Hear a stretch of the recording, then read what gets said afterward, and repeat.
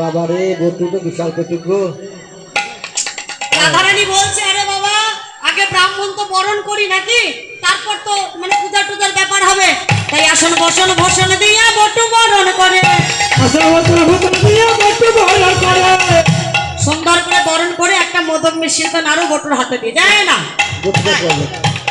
খা বাবা খা। হাতে দিয়েছে। হ্যাঁ, কারণ রাধারানী ভালোই বুঝতে পারছে বটু আর আমার গোবিন্দ এসেছে। খাও খাও খাও খাও জান ভরে খাও, খাও।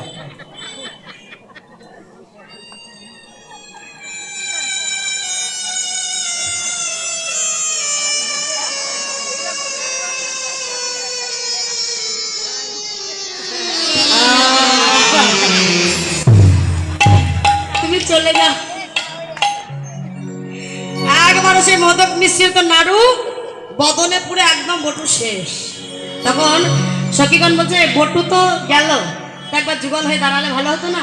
কি গো, বটু যখন ঘুমিয়ে গেছে তখন একবার যুগল হলে ভালো হতো না? হ্যাঁ, তা রাধা গোবিন্দ বলছে বেশ একবার যুগল হয়ে দাঁড়ানো যাক। রাধে রাধে ও কালা চাঁদ, ও কালা চাঁদ, ও কালা চাঁদ, চাঁদ চাঁদ চাঁদ বদনে চাঁদের বামে দাঁড়ালো। ও কালা চাঁদ, ও কালা চাঁদ, ও কালা চাঁদ, ও কালা চাঁদ, চাঁদ চাঁদ চাঁদ বদনে চাঁদের বামে দাঁড়ালো। রাধে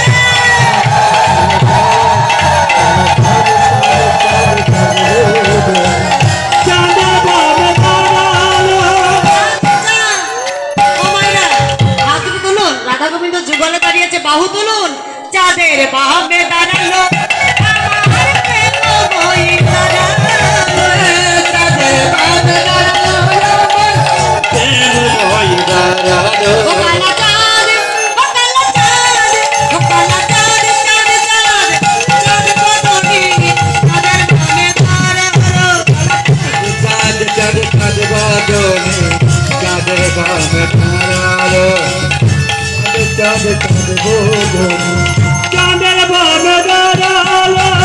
শ্যামের মাথায় মোহন চূড়া, রায়ের হাতে বেলি, শ্যামের হাতে মোহন বসে বেনি ধরে ফণি।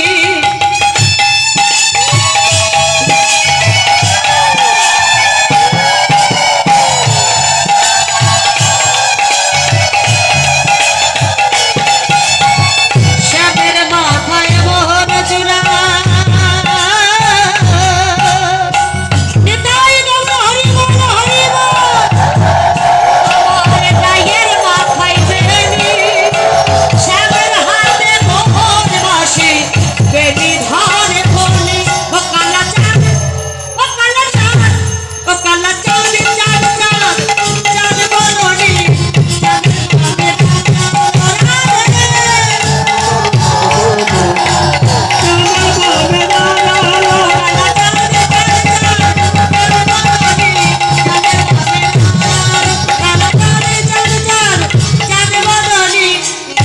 বামে বললাম সুখের সময় বেশিক্ষণ থাকে না, যেই না যুগল হয়ে দাঁড়িয়েছে এইদিকে দুষ্টু লোকের নষ্ট কথা কইলা বুড়ির কানে।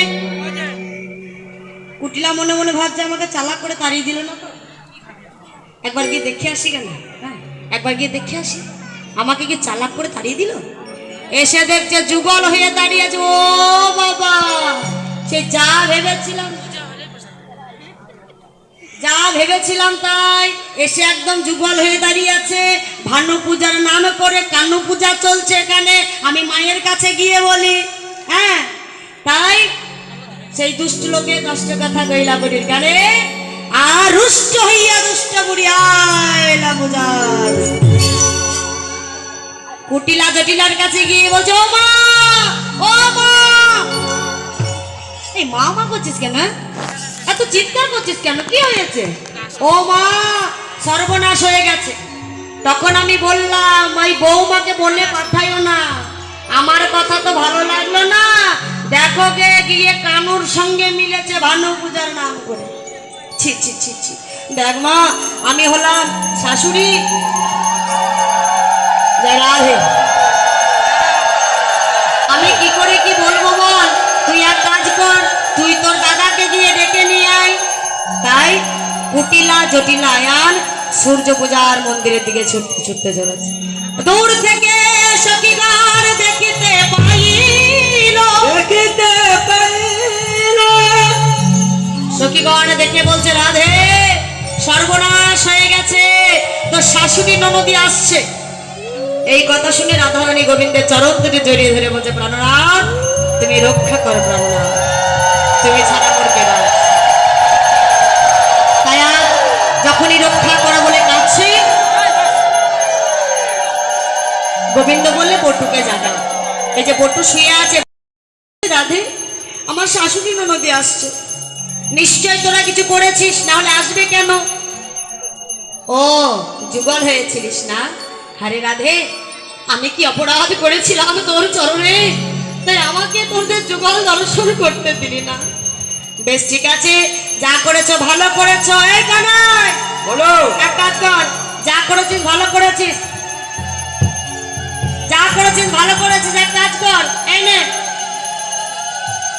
ফুলের ভিতর প্রবেশ কর। তাই কালো তখন ভান হইয়া ফুলের ভিতর প্রবেশ করলেন। কানো তখন ভালো হইয়া ফুলের ভিতর যায়, কানো তখন ভালো হইয়া ফুলের ভিতর যায়।